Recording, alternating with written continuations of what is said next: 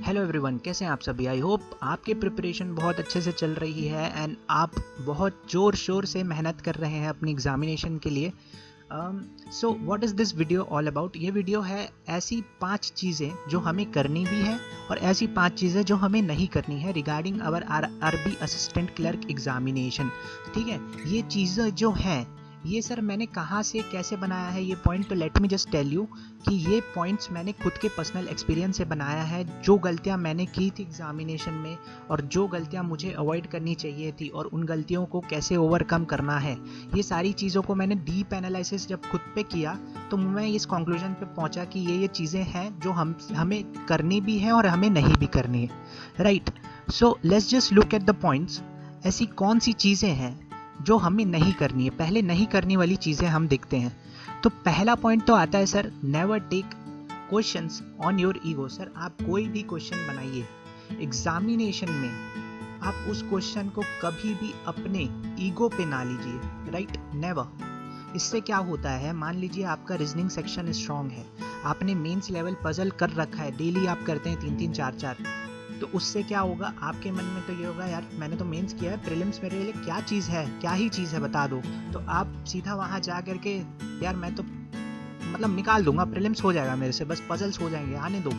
तो इसमें क्या होता है ना, एक ऐसा पजल जानबूझ के वो सेट करता है एग्जामिनर जहाँ पे आप फंस जाओ, और वही आपका पजल डिसाइडिंग फैक्टर रहता है कि पजल हो गया, या वो ऐसा क्वेश्चन होता है जो डिसाइडिंग फैक्टर की तरह एक्ट करता है कि क्या मेरा पेपर अच्छा बनेगा, क्या मैं निकाल पाऊंगा भी कट ऑफ की नहीं निकाल पाऊंगा। Right, so never take any question on your ego. बहुत लोगों के साथ क्वांट में होता है कि वो मैथ्स बैकग्राउंड से होते हैं तो they think that they are the king of the jungle and they will rule the quant paper, but ultimately quant उन्हें रूल कर रहा होता है, वो उन्हें रूल नहीं करते। राइट, सो आप क्या करें, कभी भी कोई भी क्वेश्चन ईगो पे ना लीजिए। Let's move to the second slide. हम देखते हैं कि ऐसी दूसरी पॉइंट क्या है जो हमें नहीं करना है एग्जामिनेशन में। ये है sir, don't spend more than 20 to 25 seconds understanding the questions. Right, कोई भी क्वेश्चन सर आपके स्क्रीन में जैसा डिस्प्ले होता है ना, तो आप इस क्वेश्चन को ऐसे रीड करते हैं, इस तरफ से ऐसा रीड करना चालू करते हैं। तो जब आप रीड करते हैं ना, आपको हार्डली 15 to 20 सेकेंड्स लगते हैं उसको रीड करने में। हार्डली बोल रहा हूँ सर, हार्डली। अगर रीडिंग स्पीड अच्छी है तो 5 से 10 सेकेंड में आप रीड कर सकते हो। अगर हार्डली इतने सेकेंड्स लगे ना, तो इस पॉइंट पे आपका जो दिल है वो बोलना चाहिए कि यार ये क्वेश्चन मेरे से हो जाएगा, मैं इस क्वेश्चन को करूंगा। तभी आप 20 सेकेंड्स के बाद का टाइम यानी 30 सेकेंड्स 40 सेकेंड्स उस क्वेश्चन को दीजिए। अगर इन 20 सेकेंड्स या 15 सेकेंड्स के अंदर आपका दिल जो है इसने रिजेक्ट कर दिया कि भैया इस क्वेश्चन में डाउट है, तुम फंस सकते हो आगे जाके, तो आप उस क्वेश्चन को मत करिए सर। राइट, मत करिए, आप फंस जाओगे, टाइम बर्बाद होगा, पैनिक करोगे एंड पूरा पेपर मतलब जो आपकी हार्ड वर्क है ना पूरा वेन में चले जाएगा। Right, so let's just move to the third slide. मैं टाइम नहीं वेस्ट करना चाहता, मैं क्विकली आपको पॉइंट बताना चाहता हूँ। Third point says don't panic if you are not able to solve any problems. Okay, this happened with me. मैंने क्वेश्चंस में पैनिक किया था रिसेंटली, एसबीआई क्लर्क की बात है, छोटा सा बताना चाहता हूँ क्या हुआ था कि मैंने रीजनिंग के 35 तो अटेम्प्ट किए पूरे के पूरे, इंग्लिश के पूरे 28 अटेम्प्ट किए हैं, एक्यूरेसी अच्छी है। पॉइंट था सर क्वांट में मैं क्या होगा था कि मैंने ना 15 मिनट में 20 क्वेश्चंस अटेम्प्ट कर दिए थे, हो चुके थे, सारे क्वेश्चंस के ऑप्शन मैच हुए थे, 20 क्वेश्चंस में बहुत अच्छी स्पीड मेंटेन किया था। इस 5 मिनट में जो बचे हुए थे मैं आराम से 5 से 6 क्वेश्चन कर सकता था, 26 कर सकता था, मेरे अटेम्प्ट्स होते 86 प्लस।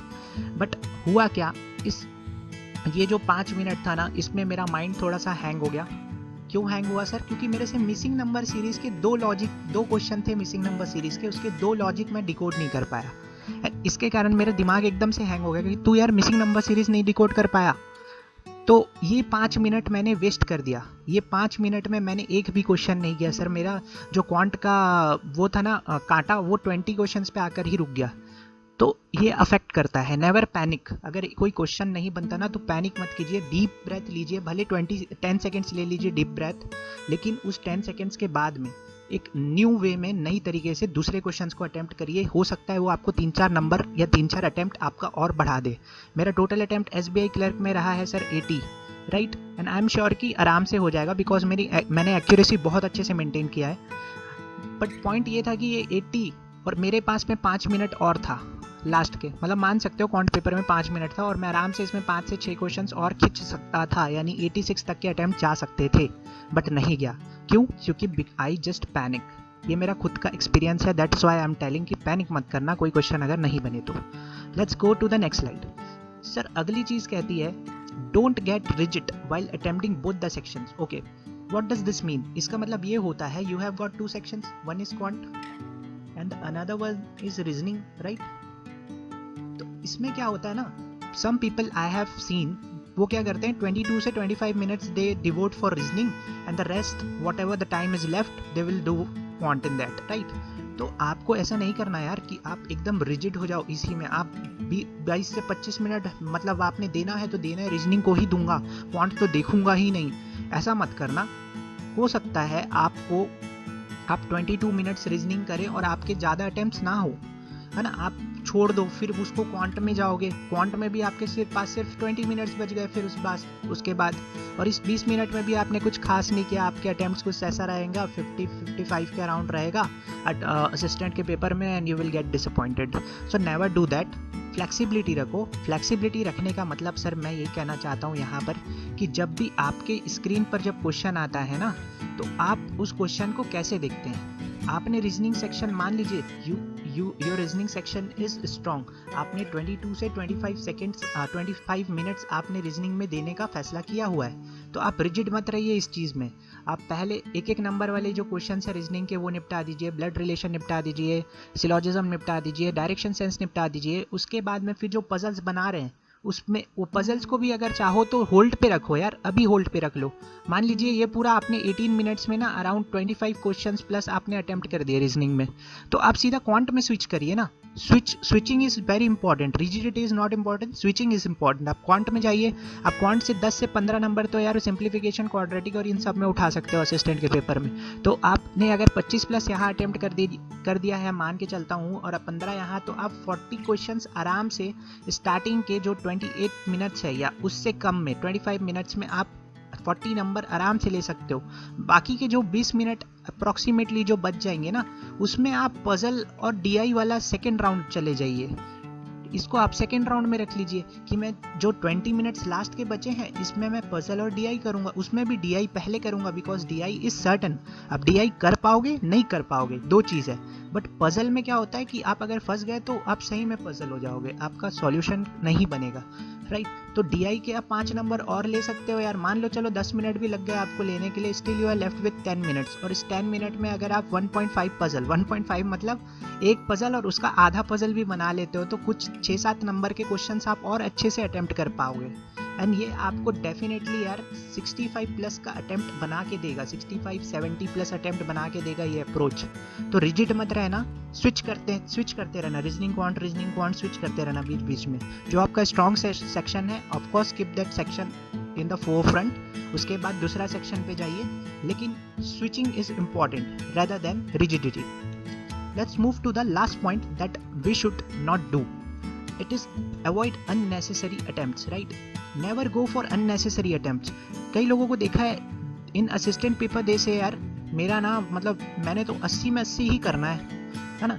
एंड आई हैव, मैंने मतलब खुद के एक्सपीरियंस से बता रहा है यार, मैंने 75-72 अटेम्प्ट किया है and I have got 70, and in fact I have also got 75 out of 75 in attempts, 100% accuracy के साथ में, राइट? तो ये होता है, आप ज़्यादा अटेम्प्ट ना करिए, आप जितना अटेम्प्ट कर रहे हैं उतना अटेम्प्ट 100% एक्यूरेसी के साथ करिए, right? Never go for much more attempts, always go for less attempts with 100% accuracy. यही आपका एग्जामिनेशन निकाल के देगा, ना कि आपको ज़्यादा अटेम्प्ट्स निकाल करके देने वाला है, राइट? तो keep this thing in mind. ये 5 पॉइंट्स हैं जो आपको नहीं करने हैं, बिल्कुल मत कीजिएगा। एग्जामिनेशन में देख समझ करके जो जो चीज़ें हैं वो करनी है। और अब ऐसी कौन सी चीज़ें हैं जो हमें करनी है, let's just talk about that. So let's just talk about things we should do. Okay, so the first one is practice 10 questions of each, okay, each of simplification, approximation, quadratic number series and wrong both. Okay, so what this point says? This point says that पहली चीज तो sir आपको अभी से मान लीजिए 7 days का time है आपके पास में, है ना, आरआरबी असिस्टेंट के लिए। तो इन 7 डेज में आपकी क्वांटिटी के ऊपर या कैपेसिटी के ऊपर डिपेंड करता है कि आप daily 10 to 15 questions simplification and approximation के करना ही है सर आपको। ये आपका डेली हैबिट बन जाना चाहिए। इनफैक्ट आरआरबी असिस्टेंट के बाद भी इसे कंटिन्यू रखिए, along with quadratic equations, along with missing number and wrong number series, right. ये दोनों मतलब ये 10-20 क्वेश्चंस यहाँ कुछ बन जाएंगे, 10 क्वेश्चंस यहाँ ले लीजिए और 15 क्वेश्चन या 20 क्वेश्चन आप यहाँ पे ले लीजिए। तो ये आपका अप्रॉक्सीमेटली सर जो बनेगा ना, ये 50 क्वेश्चंस का सेट बन जाएगा।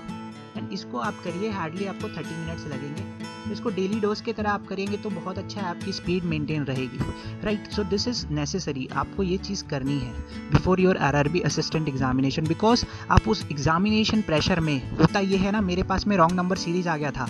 1 अगस्त को मेरा आरआरबी का जो पेपर था सर, आरआरबी पीओ का, उसमें मेरे शिफ्ट में, मेरा तो सेकंड शिफ्ट था और आपको पता है सेकंड शिफ्ट से क्या लेवल आया है, second shift, third shift, fourth shift क्या हाल हुआ था। तो सेकंड शिफ्ट में मेरा रॉन्ग नंबर सीरीज फंसा था, बट आई डिडंट पैनिक। लोगों ने 5 के 5 रॉन्ग नंबर सीरीज छोड़े हैं, बट मैं बोल सकता हूँ कि मैंने 3 अटेम्प्ट किए हैं विदाउट एनी प्रेशर, क्योंकि ये चीज़ें मैं पिछले 3 से 4 मंथ से कंटिन्यू डेली कर रहा हूँ। डेली 10 क्वेश्चन मिसिंग के, 10 क्वेश्चन रॉन्ग के, और इससे बेनिफिट ये हुआ कि एग्जामिनेशन में मैं थोड़ा प्रेशराइज नहीं हुआ रॉन्ग नंबर सीरीज देख के। And because wrong number series भी अच्छे लेवल के आ रहे हैं, ऐसा ही छोटा मोटा नहीं आ रहा है कि आप, मेरे वाले में तो प्राइम नंबर का वो लॉजिक फंसा हुआ था, ऐसा 23, 37 ऐसा कुछ लॉजिक फंस रहा था, ऐसा वाला आया था। सेकंड शिफ्ट वालों को पता होगा, राइट। तो ऐसा कुछ होता है। तो this will train your brain to handle the pressurise situation, right. So go for it, करो, बहुत फायदा मिलने वाला है। 7 दिन में you will able to grasp the result. Okay, what is the second point जो हमें करना है? Second point says practice 3-4 sets of data interpretation and puzzles and the level should be moderate. Okay, so अभी आपने देखा है कि PO, RRB PO का क्या लेवल रहा है सर।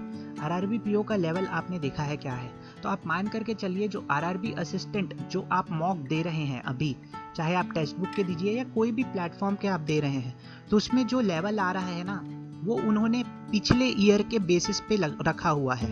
लेकिन अभी कंपटीशन थोड़ा सा बढ़ गया है, तो मैं तो कहूँगा कि जब आप मॉक दिए तो बिल्कुल दीजिए आरआरबी असिस्टेंट का, लेकिन जब आप प्रैक्टिस करें ना ये डेटा इंटरप्रिटेशन एंड पजल की, this should be moderate level, right. And I would suggest कि आप आरआरबी पीओ लेवल का ही जो ये होता है ना, डेटा इंटरप्रिटेशन एंड पजल, इसको करिए, ये आपको फ़ायदा देगा। 3 से 4 सेट लगाइए, मतलब सर 3 से 4 सेट के कहने का मतलब है एक में 5 क्वेश्चन होते हैं, यानी total 20 questions of each, 20 questions of puzzles and 20 questions of data interpretation, right. This puzzle also includes arrangement question, 2-3 arrangements और 2 puzzles, 2 arrangements, you can go like this, but don't skip this, continue करो इसे, फ़ायदा तो मिलेगा sir, बिल्कुल मिलेगा। Okay, what is the third point that we should take into consideration? Third point says try to give 2 mocks, one in the morning and one in the evening, right? बहुत लोगों को देखा है sir, they go for 4 mocks daily, 4 mocks, 3 mocks ऐसे जाते हैं, अलग अलग प्लेटफॉर्म से दे रहे हैं। अरे यार उतना नहीं करो, डोंट हैंडल, मतलब इतना पैनिक मत हो। एक दे दो मॉर्निंग पे, एक दे दो इवनिंग पे, मोर देन इनफ है। अच्छे से इसका एनालिसिस कर लो, मॉर्निंग वाला जो दिया है उसको एनालिसिस कर लो एट द इवनिंग, मतलब जो आपका टाइम है उस पे, और जो इवनिंग पे दोगे उसका एनालिसिस अच्छे से कर लो, right. And this will definitely provide you the positive result. आप इसका एनालिसिस करोगे, इसमें जो गलतियां की हैं वो इस वाले मॉक पे मत करना, सेकेंड वाले मॉक पे, राइट। तो ये सेकेंड मॉक देना, ये पहला मॉक देना, एक मॉर्निंग पे, एक इवनिंग पे, और जो दोपहर का टाइम होता है सर, इस दोपहर के टाइम पे आप अपने बाकी की चीज़ें करिए। बाकी की चीज़ें यानी आप डेटा इंटरप्रिटेशन करिए, पजल प्रैक्टिस करिए, मेंस लेवल करिए अगर एसबीआई क्लर्क आपने दिया हुआ है तो, और मतलब आरआरबी पीओ भी दिया है तो उसके भी मेंस करिए अगर मॉक्स आपके अटेम्प्ट्स आपके 50+ रहे हैं तो, राइट। और ये है कि switch platforms of मॉक्स। What is this switch platform of मॉक्स? मतलब अगर मॉर्निंग में आप जैसे ऑलिव बोर्ड दे रहे हैं ना, आई am telling about my self कि मैं मॉर्निंग में क्या करता हूँ, मॉर्निंग में आई गो फॉर ऑलिव बोर्ड के मॉक्स देता हूँ, क्योंकि दिन रात भर दिमाग जो होता है वो रेस्ट करता है सर। मॉर्निंग में उठ के वो एक फ्रेश माइंड से देता है, तो ऑलिव बोर्ड के लेवल एवरीवन नोज है ना, लेवल कैसा है ऑलिव बोर्ड का। एंड इन द इवनिंग में मैं सर कोई भी मॉडरेट लेवल का प्लेटफॉर्म पकड़ लेता हूँ, चाहे वो टेक्स्ट बुक हो या फिर आप देख सकते हो टेक्स्ट बुक है और अड्डा है, राइट। एंड प्रैक्टिस मॉक भी मुझे सही लगता है, ज़्यादा उसका हार्ड लेवल नहीं रखता। ऑल्सो गो फॉर स्मार्ट कीड़ा टेस्ट जोन। स्मार्ट कीड़ा टेस्ट जोन का जो प्लेटफॉर्म है, तो इनके मॉक में इवनिंग के लिए बचा के रखता हूँ, but in the morning I go for olive board, right. तो आप भी ऐसे स्विच करके दीजिए, आपके जितने प्लेटफॉर्म्स में जो जो मार्क्स आते हैं उनको कंपैरिजन करिए देन, कि मेरे इस प्लेटफॉर्म पे इतने आए थे, इस प्लेटफॉर्म पे इतने आए थे, and always try to maintain this percentile, right. Percentile हमेशा मेंटेन करना। Okay, as I was talking about, the fourth point says always focus on percentile rather than score. If you are only scoring like 55 or 60, right, in the mocks, so don't consider this as your final score. Consider the value. जो ये percentile लिखी होती है ना, इसके नीचे जो value दी होती, consider this value. This value should always be 90 plus, and it's good. 90 plus is good, but 95 plus is best. Always try to maintain 95 plus percentile in your mocks, right? अगर 90 plus जा रहा है तो that is good, कि it says that you are consistent in your mocks, right? आप अपने consistency दिखा रहे हैं mocks में, but अगर आपने percentile को 95 plus रखा है, it will says कि आप better हो रहे हैं mocks के साथ में। There is a difference between किसी चीज़ पे consistent रहना and किसी चीज़ पे better होना, right? तो consistency के साथ अगर betterment है तो that is very very good, right? तो always focus to give your best. Try to improve your percentile, try to go above 95 plus percentile, okay? This will help you in the real examination, in the real time situation, when the situation is really pressure से भरा हुआ situation होता है, pressurized situation रहता है, उस time पे ये मदद करता है, okay? Let's just look at the last point. What is the last point? It says keep things easy, don't just put a lot of efforts, normalize your do's and works efficiently, do the work. Okay, what does this mean? In short, if I say कि जो भी आप कर रहे हो daily, आपका जो भी टास्क है, आई डोंट नो, हर एक का पढ़ने का पैटर्न अलग होता है, जो भी करते हो डू इट स्मार्टली, राइट? अच्छे तरीके से करो, लेकिन स्मार्टली करो, smartly along with your hard work. जो आप हार्ड वर्क तो करते हो डेली, हम सब एस्पिरेंट करते हैं, every banking aspirant is a hard working, right? दिन में ऐसे ही 4-4, 5-5 पजल बनाना, 4-4, 5-5 DI बनाना, देन इंग्लिश पढ़ना, देन GA पढ़ना और ये करना, ये इजी टास्क नहीं होता, हार्ड वर्क ही लगते हैं सर। इसके लिए बहुत डिटर्मिनेशन चाहिए, डेली मोटिवेशन चाहिए होता है। इस चीज़ को अगर आप इसके साथ में करते हैं स्मार्टली, तो आपका आउटपुट बनता है sir efficiently, right?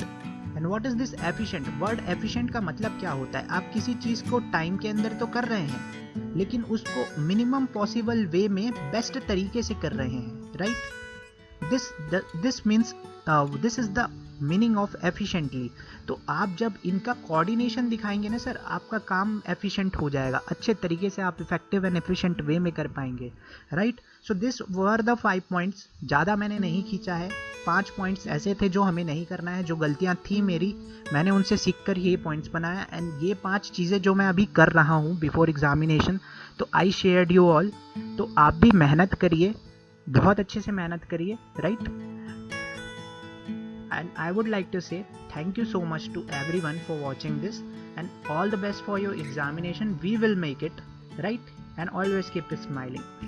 Thank you so much.